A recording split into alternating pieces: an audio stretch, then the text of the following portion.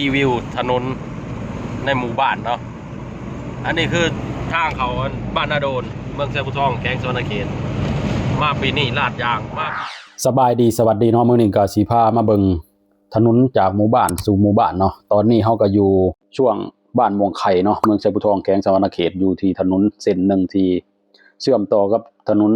ทางเลข13ไต่เนาะตอนนี้ถนนเส้นนี้หาก็ลาดยางแล้วใหม่ๆมาวางปีที่แล้วยังเป็นทางลูกรังเนาะพี่น้องเพราะว่าเส้นนี้คือลงไปทางเมืองแสนพุทองเนาะลงไปฮอดพูนแหละ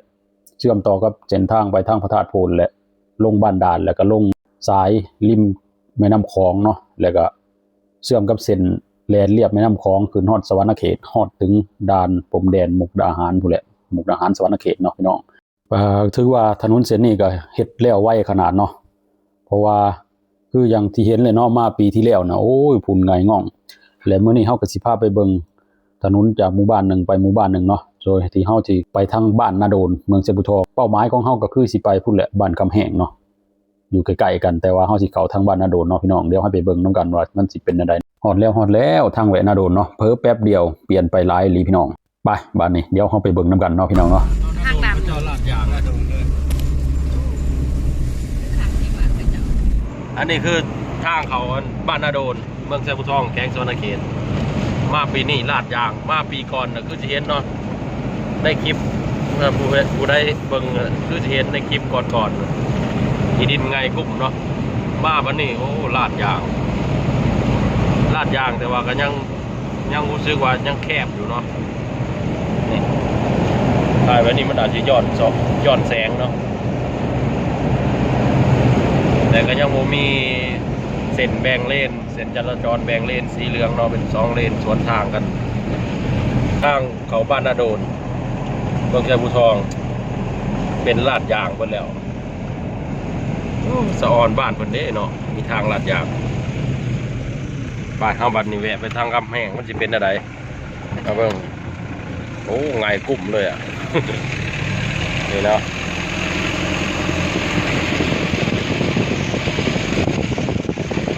เคยมาถ่ายเบิ่งหลายคลิปอยู่แต่ปีที่แล้วเราที่นี่มาเห็นแล้วโอ้มีบ่อเนาะปลายางนะครับ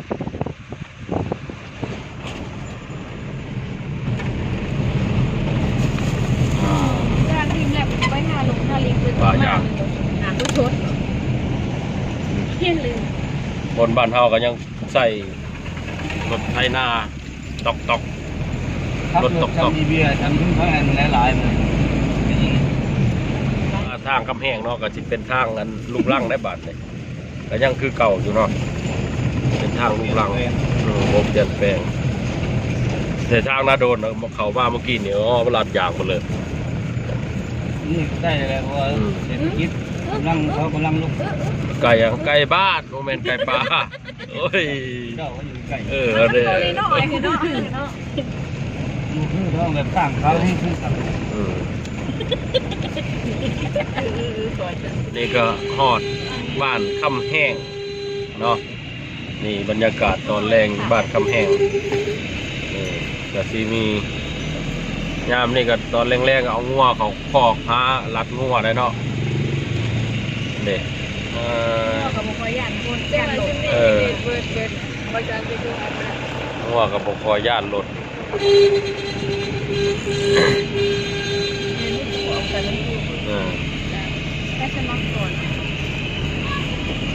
นนี้คือบ้านคำแห้ง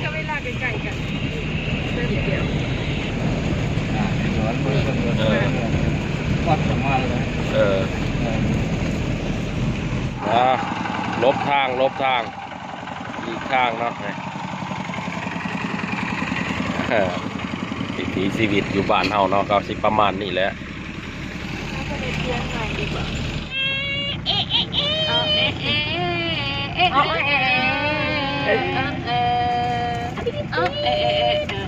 หอดที่ไม้แล้วเนาะนอนนา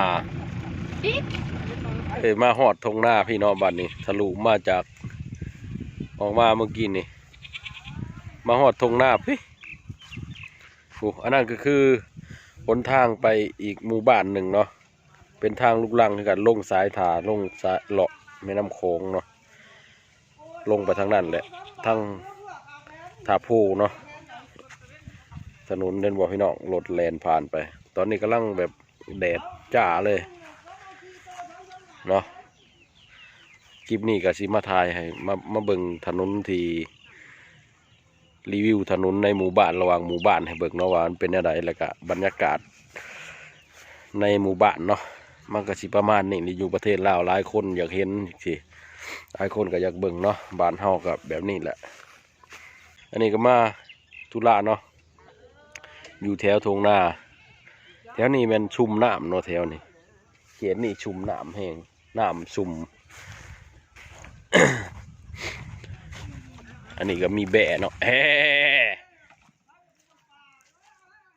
โอเคเนาะพี่น้องสำหรับคลิปนี้ก็ขอจบไว้เพียงสำนี้เนาะไว้เจอกันคลิปหน้าด้วยครับเด้อท่านผู้ชมท่านใดชอบคลิปแบบนี้มักคลิปแบบนี้ก็กดไลค์กดแชร์กดติดตามเนาะไว้เจอกันคลิปหน้าสำหรับคลิปนี้ก็สบายดีสวัสดีบ๊ายบาย